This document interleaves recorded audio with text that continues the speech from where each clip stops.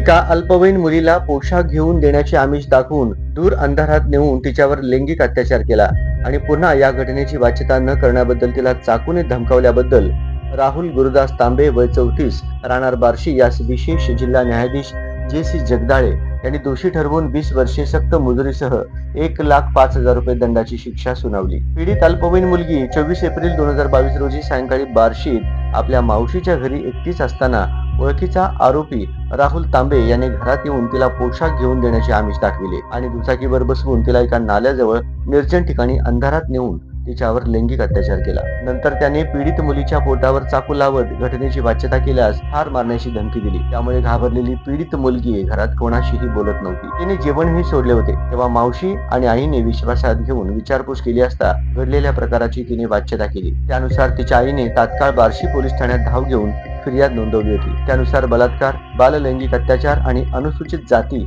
व जमाती अत्याचाराच्या आरोपाखाली आरोपीला अटक झाली होती। या गुन्ह्याचा तपास तत्कालीन उपविभागीय पोलीस अधिकारी जालिंदर नालकुल यांनी करून आरोपी विरुद्ध न्यायालयात दोषारोपपत्र दाखल केले होते।